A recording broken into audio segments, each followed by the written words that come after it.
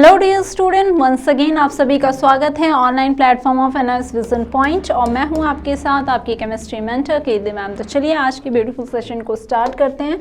तो आज क्या हम सीखने वाले हैं, उससे पहले हम क्या डिस्कस कर रहे हैं उसका थोड़ा सा हम लोग प्रीव्यू ले लेते हैं, रिकैप कर लेते हैं कि क्या हम बात कर रहे हैं। हम बात कर रहे हैं मॉड्यूल 3 का चैप्टर नंबर 7 दैट इज आपका सोल्यूशन चैप्टर के बारे में हम बात कर रहे हैं। और आज का जो लेक्चर है दैट इज लेक्चर नंबर 3। इससे पहले हमने 2 लेक्चर ऑलरेडी आपको दे दिया है, उसको अच्छे से समझिएगा और बहुत ही बेसिक तरीके से उसको समझाया गया है, तो उतने ही अच्छे से आप उसको क्या कर सकते हो, समझ सकते हो और अपने प्रॉपर नोट्स भी बनाते चलिएगा। तो अभी की आज के लिए भी आप क्या कीजिए, अपने कॉपी पेन को उठा लीजिए और वीडियो भी देखते रहिए और इसको बाय द टाइम लिखते भी चलिए, सो दैट आपकी चीज़ें और भी बेहतर होते चली जाएं। ठीक है, तो पिछले टर्म पे हमने क्या बात की थी, हमने बात की थी कंसंट्रेशन टर्म की। ठीक है, तो कंसंट्रेशन टर्म में जो हमने कंसंट्रेशन टर्म हमने पिछले टर्म पे कवर अप किया था, जो हमारे पास कंसंट्रेशन टर्म हमने बात की थी कि कंसंट्रेशन का मतलब क्या होता है।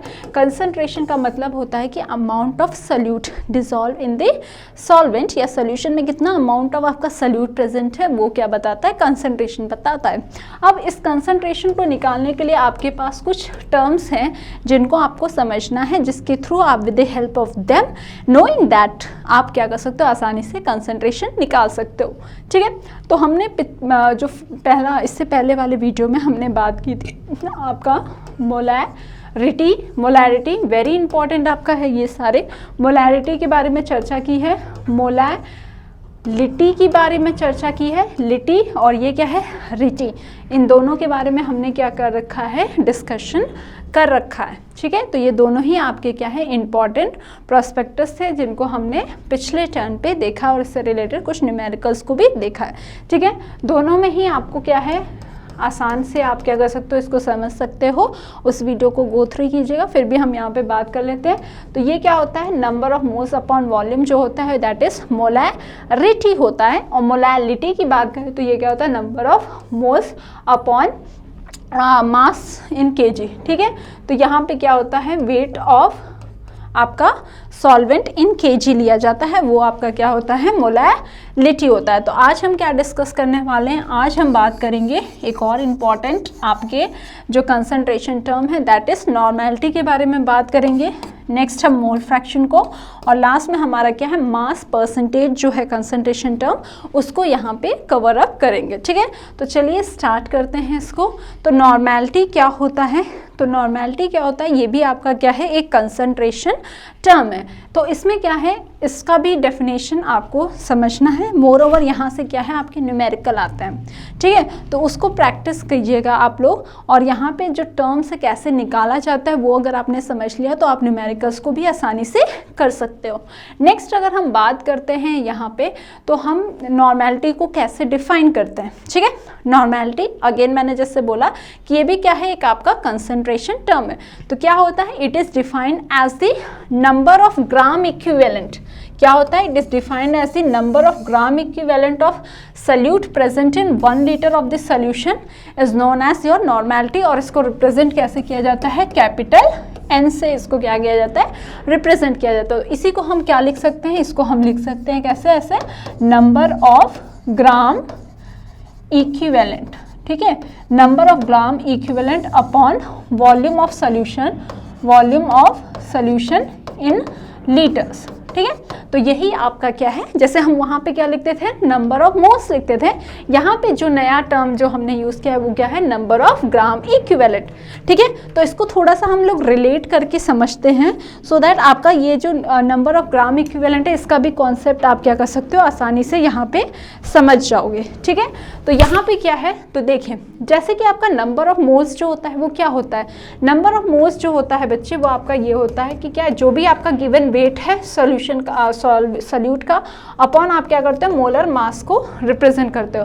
Same number of gram equivalent का मतलब क्या होता है, वेट ऑफ सल्यूट। ठीक है, इसका अगर मैं इसका फॉर्मूला आपको बताऊं तो ये इसका मतलब क्या होता है, वेट ऑफ सल्यूट। ठीक है, जो भी आपका वेट ऑफ सल्यूट है वो और अपान क्या हो जाता है, इक्विवेलेंट मास, जिसको हम क्या लिखते हैं, कैपिटल ई से लिखते हैं, ठीक है।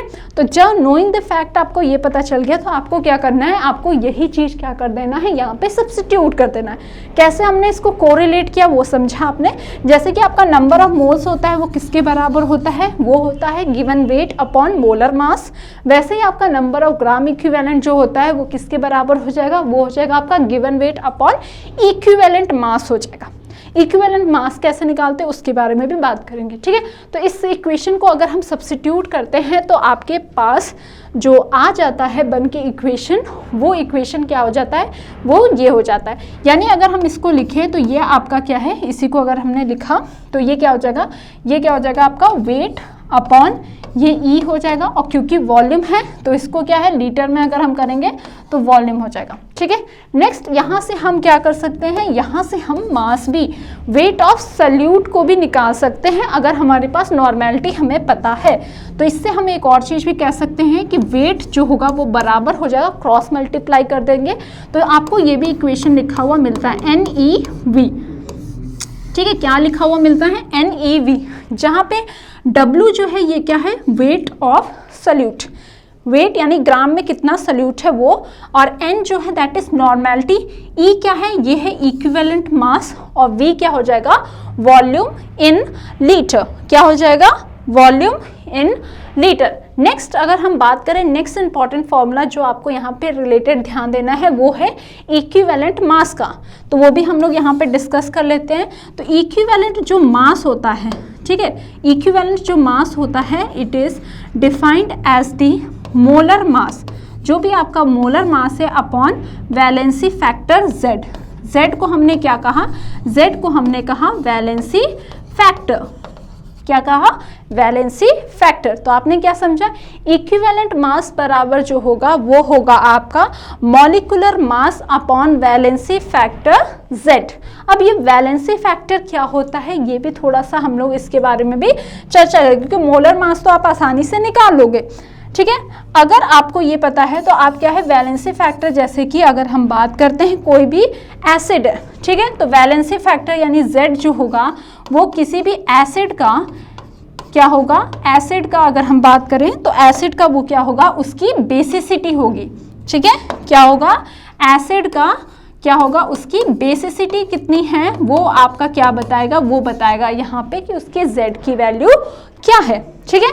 अब एसिड की बेसिसिटी कैसे निकाले, तो बेसिसिटी का मतलब होता है कि कितना इसके पास जो H+ आयन कितने ये रिलीज कर सकता है, ठीक है, सॉल्यूशन में कितना H+ आयन रिलीज कर सकता है वो इसकी क्या होगी, बेसिसिटी होगी। तो फॉर एग्जांपल अगर हम लेते हैं जैसे कि Na, जैसे कि अगर हमने एग्जांपल लिया फॉर एग्जांपल HCl लिया, ठीक है, नॉट NaCl, NaCl तो आपका सॉल्ट हो जाएगा, HCl लिया, ठीक है, H2SO4 लिया, तो HCl में हमें पता है H+ आयन निकलता है, एक ही है, तो इसकी बेसिसिटी क्या हो जाएगी, एक, यानी वैलेंसी फैक्टर भी क्या हो जाएगा, एक हो जाएगा। अगर हाइड्रोजन यानी कि सल्फ्यूरिक एसिड है, 2 हाइड्रोजन है, तो यहाँ पे इसकी जो बेसिसिटी कितना हाइड्रोजन ये निकालता है सोल्यूशन में, एक्वा सोल्यूशन में, वो है 2, तो इसकी बेसिसिटी क्या हो जाएगी, सल्फ्यूरिक एसिड की 2, यानी उसकी वैलेंसी फैक्टर भी क्या हो जाएगी 2। ऐसे ही अगर आपके पास बेस है तो बेस की जो वैलेंसी फैक्टर होती है वो किस पे डिपेंड करेगी, उसकी एसिडिटी, यानी ये किसके पास कितना रिप्लेसेबल OH आयन है, ठीक है। अगर NaOH है तो 1 होगा, Al OH का थ्राइस है, OH थ्राइस है, तो यानी कि 3 हो जाएगा, तो वैलेंसी फैक्टर भी क्या हो जाएगा, 3 हो जाएगा। ऑक्सीडेशन रिडक्शन में यही चीज हो जाएगा कि कितना इलेक्ट्रॉन का क्या हो रहा है, ट्रांसफर हो रहा है, ठीक है, वो आपका क्या कहलाएगा, वो आपका यहाँ पे उसका वैलेंसी फैक्टर कराएगा एंड सो ऑन, तो आप आसानी से उसको निकाल सकते हो। तो इक्विवेलेंट मास आपका क्या हो जाएगा, तो उसको भी आप यहाँ पे अगर वैल्यू सब्स्टिट्यूट करोगे तो क्या हो जाएगा, तो आपके पास नंबर जो नॉर्मेलिटी है that will be equal to weight, weight आपने लिखा था, किसका वेट होगा, सॉल्यूट का, तो मैंने आपको बताया कि B अगर मैं यूज़ कर रही हूँ तो इसका मतलब सॉल्यूट की बात कर रही हूँ, और A अगर मैं लगा रही हूँ तो A का मतलब यहाँ पे किससे है, सॉल्वेंट की बात कर रहे हैं, तो ये वेट ऑफ B का मतलब है वेट ऑफ सॉल्यूट, ठीक है। नेक्स्ट अगर हम बात करते हैं तो इक्विवेलेंट मास की जगह हमें ये लिखना है, तो मोलर मास किसका होगा, तो यहाँ पे मोलर मास जो होगा वो किसका होगा, वो किसका होगा, वो सॉल्यूट का होगा, तो यहाँ पे क्या हो जाएगा M बी हो जाएगा, ठीक है, एम बी हो गया, और ये क्योंकि यहाँ पे नीचे रखा तो ये वाला ऊपर चला जाएगा, यानी इनटू क्या हो जाएगा, ये जेड हो जाएगा, और नीचे आपका वी तो वॉल्यूम था ही, ठीक है। अगेन हमें वॉल्यूम को लीटर में है, तो अगर हमें पास ml में है उसको लीटर में हमें कन्वर्ट करना पड़ेगा, तो हम मल्टीप्लाइंग हमारा जो फैक्टर हो जाएगा वो 1000 हो जाएगा। तो आपके पास जो ओवरऑल यहाँ पे बन के आता है, ठीक है, वो कैसे आया है, वो ये इक्वेशन आपको आता है। तो अगर आपके पास कॉन्सेप्ट क्लियर है, आपको सारी चीज़ें पता है, तो वो आप आसानी से ये फॉर्मूला आप यहाँ पे ध्यान रख सकते हो। वेट क्या हो जाएगा, वेट आपका सल्यूट का हो जाएगा, मोलर मास किसका हो जाएगा, सल्यूट का हो जाएगा, वॉल्यूम सॉल्यूशन का हो जाएगा, जेड क्या है, Z is the valency factor, अभी मैंने बताया क्या होता है वैलेंसी फैक्टर। दूसरा, अगर हम नॉर्मेलिटी की यूनिट की बात करें तो वो क्या हो जाएगा, वो जो हो जाएगा वो आपका हो जाएगा यहाँ पे मोल पर मीटर क्यूब, ठीक है। तो आपकी यूनिट भी आपको यहाँ पे ध्यान रखना है, ठीक है। तो this is how you calculate. और अगर आप इसको रिप्रेजेंट करते हो तो आपका जो भी सोल्यूशन आता है उसको क्या लिखते हो, कैपिटल एन, यानी कि 10n लिख दिया। इसका मतलब क्या है कि आपका 10 नॉर्मल का सोल्यूशन बना है, ठीक है, यानी कि 10 ग्राम पर इक्विवेलेंट जो है आपका सल्यूट डिजॉल्व है कितना, 1 लीटर ऑफ सोल्यूशन में। ये बात आपको यहाँ से पता चल जाएगी। तो ये सारी चीज़ें थी रिगार्डिंग आपके एक और इम्पॉर्टेंट कॉन्सेंट्रेशन टर्म जिसका नाम क्या था, नॉर्मेलिटी। दूसरी चीज़, अगर मैं पूछूं क्या ये टेम्परेचर पे डिपेंड करेगा या नहीं, तो आपने देखा कि इसमें क्या आ रहा है, वॉल्यूम आ रहा है, तो यस ये टेम्परेचर पे क्या करता है, डिपेंड करता है, यानी टेम्परेचर चेंज होगा तो इसकी वैल्यू भी क्या हो जाएगी, ऑल्टर हो जाएगी, चेंज हो जाएगी। नेक्स्ट जो इंपॉर्टेंट आपको समझना है concentration term, that is mole fraction. ये ऐसे टर्म है जो आपको कहीं ना कहीं मिलते रहेंगे। तो यहाँ पे वर्ड आया है मोल फ्रैक्शन, ठीक है। तो आपको पता है फ्रैक्शन का मतलब ही क्या होता है, कि उसका जो अगर आपके पास 2 फ्रैक्शन है, ठीक है, पिज़्ज़ा वाली कहानी आपको पता होनी चाहिए। जैसे आपके पास अगर ये पिज़्ज़ा है तो अगर आपके पास आपने इसको 4 हिस्सा किया, ठीक है, तो अगर मैंने कहा कि इसको मैंने शेड कर लिया कि मैंने 2 पीस खा लिया, तो आपने क्या लिखा, 2/4 लिखा, कितना बचा हुआ है, तो आपका बचा भी क्या है, 2/4 हिस्सा, ठीक है। यहाँ पे बचा भी क्या है, तो वो बचा हुआ हिस्सा भी क्या है, 2/4, ठीक है। तो जब आप इसको ऐड करोगे तो आपके पास क्या बचेगा, ये 4/4, यानी कि आपका जो भी फ्रैक्शन की वैल्यू आती है वो हमेशा क्या होता है, सारे फ्रैक्शन को जब जोड़ते हो तो वो क्या होता है, हमेशा 1 के इक्वल होता है। ये दिमाग में आपको यहाँ पे रखना है, ठीक है। बेसिक कॉन्सेप्ट है मैथ्स का, सिंपल सा रूल है जो हम लोग यहाँ पे अप्लाई कर रहे हैं। नेक्स्ट अगर हम बात करते हैं मोल फ्रैक्शन, तो मोल वर्ड आ गया तो मोल से रिलेटेड आपका फ्रैक्शन होगा, ठीक है। क्या होता है मोल फ्रैक्शन, तो mole fraction of a component is defined as the ratio of number of moles of component to the total number of the component present, ठीक है। सही बात है। अगर हमने फ्रैक्शन निकालना है तो हम क्या करते हैं, जैसे यहाँ पे मैंने फ्रैक्शन निकाला, कितना खाया और टोटल पे, तो वही बात तो ये भी कह रहा है कि मोल का फ्रैक्शन है तो कितने मोल्स हैं अपॉन टोटल, तो वही आपका क्या हो गया, मोल फ्रैक्शन ऑफ द कंपोनेंट। तो अगर हम इसको लिखते हैं तो आपके पास जो इक्वेशन आती है वो क्या है, mole fraction of a component बराबर ये हो जाएगा। पर अब तो आप कहोगे कि मैम यहाँ पे तो 2 कंपोनेंट है हमारे पास, ठीक है।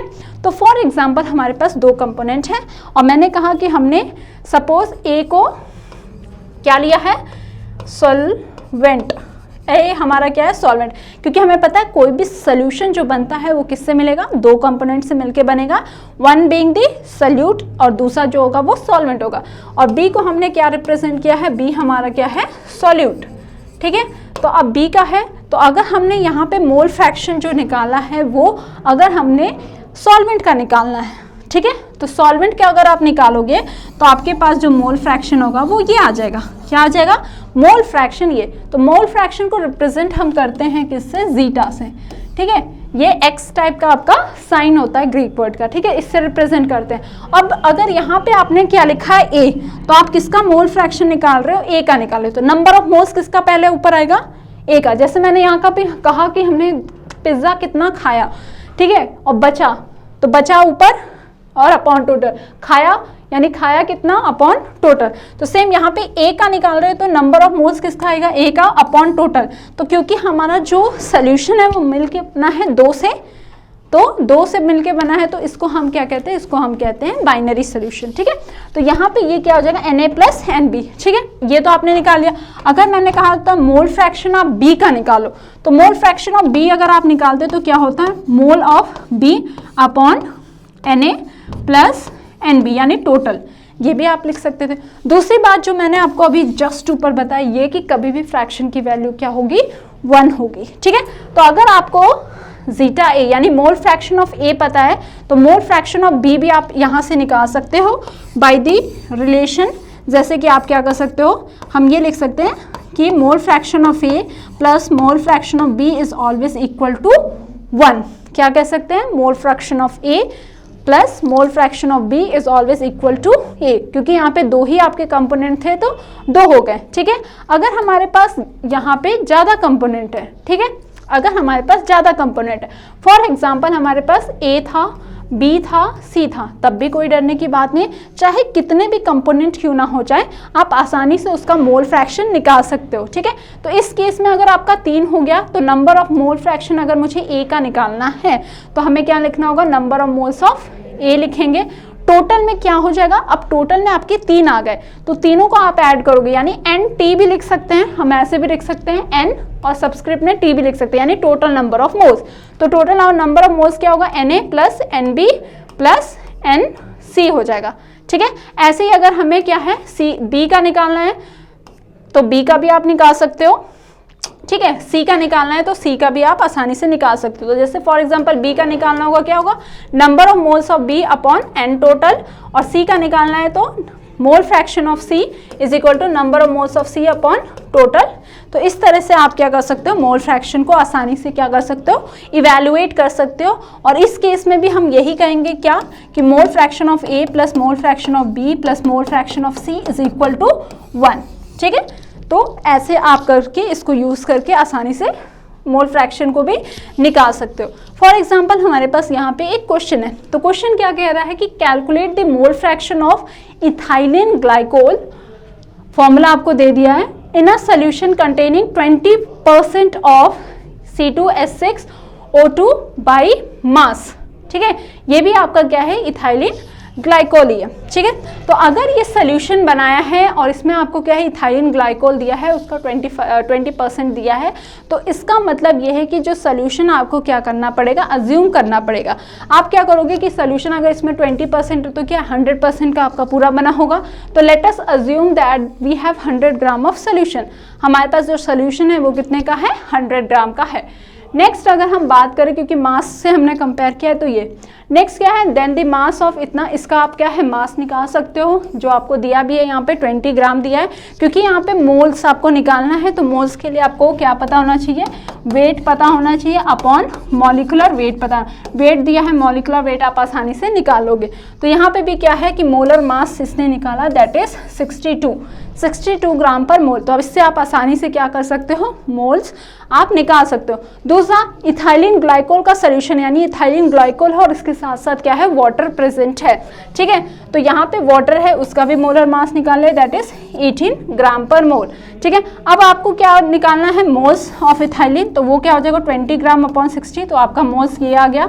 ठीक है, इंडिविजुअली अगर वाटर का अगर आप निकालोगे, तो अगर आपका 100% आपने लिया है, तो इसका मतलब क्या है कि आपका 80, क्योंकि 20 तो इथाइलिन ग्लाइकोल है, तो बचा कितना, 80 जो है वो आपका वाटर है। तो इसीलिए क्या किया है, इसको 80 से यहाँ पे क्या किया है, लिखा गया वैल्यू। तो यहाँ से आपका नंबर ऑफ मोल्स इतना आ गया। अब आपको क्या निकालना है, आपको निकालना है यहाँ पे इथाइलिन ग्लाइकोल का मोल फ्रैक्शन। अब आपको क्या निकालना है, इथाइलिन ग्लाइकोल यानी बी का मोल फ्रैक्शन, यानी नंबर ऑफ मोल्स जो आप निकालोगे, यहाँ पे बी का निकालोगे और फिर Na प्लस NB। तो यहाँ पे आपने दोनों का नंबर ऑफ मोल्स निकाला है, तो आप आसानी से वैल्यू को सब्स्टिट्यूट करोगे और आपका आंसर आ जाएगा। तो NB जो है यहाँ पे आपने देखा इथाइलिन ग्लाइकोल कितना आया है, 0.322 आया है।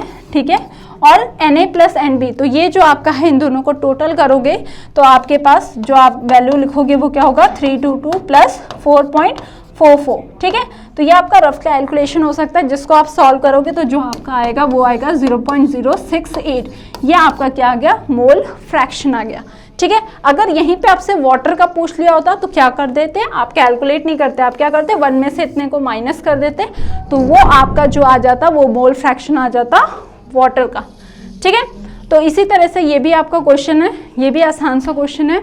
आपको जब कॉन्सेप्ट पता है तो हर क्वेश्चन आपके लिए आसान हो जाता है when you know the concept. तो यहाँ पे क्या है, determine the mole fraction of, ये क्या है इथेनॉल, मिथेनॉल है, मिथेनॉल का बताना है, and water in a solution prepared by dissolving इतना ग्राम ऑफ अल्कोहल इन इतना ग्राम ऑफ वाटर।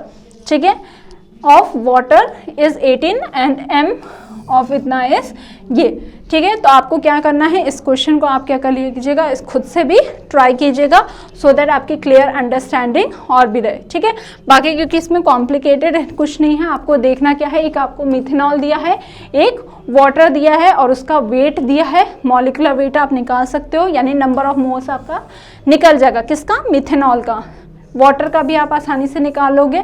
नेक्स्ट जो आपको मोल फ्रैक्शन जिसका बोला है वो आप आसानी से यहाँ पे कैलकुलेट कर लोगे। ठीक है, नेक्स्ट आते हैं, नेक्स्ट और लास्ट जो आपका कंसंट्रेशन टर्म बचा है आपके सिलेबस के अकॉर्डिंग, वो है आपका मास परसेंटेज। ठीक है, ये भी क्या है आपका, बहुत ही आसानी से आप इसे कर लोगे, that is mass percentage. Mass percentage का मतलब क्या होता है, it is the mass percentage. कैसे निकालोगे कि कितना आपका सॉल्यूशन में, मास में आपका क्या प्रेजेंट है, सॉल्यूट प्रेजेंट है।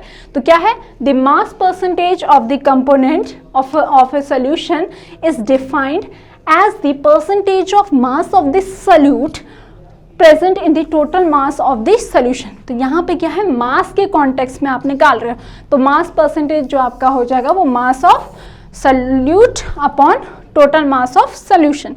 क्या हो जाएगा, मास ऑफ सॉल्यूट, ठीक है, mass of solute upon total mass of solution, यानी कि किसका किसका मास ऐड करोगे, सॉल्यूट का भी मास ऐड करोगे प्लस सॉल्वेंट का मास यहाँ पे क्या करोगे, ऐड करोगे, तो ये आपका क्या हो जाएगा, टोटल आपका क्या हो जाएगा, मास ऑफ सॉल्यूशन आ जाएगा। ठीक है, और इनटू, क्योंकि हमने क्या निकालना है, परसेंटेज निकालना है, तो इनटू आपने क्या करना है, 100 कर लेना है। ठीक है, तो इससे भी रिलेटेड आप क्या कर सकते हो, क्वेश्चन को आसानी से क्या कर सकते हो, सॉल्व आउट कर सकते हो। ठीक है, इस क्वेश्चन को भी आप क्या करो, एक बार ट्राई करना सो दैट आपकी क्लियर अंडरस्टैंडिंग रहे। ठीक है, और इफ़ आपके पास कोई क्वेरी होगी तो आप हमसे कांटेक्ट कर सकते हैं। साथ ही साथ आज का लेक्चर यहीं पे ख़त्म होता है।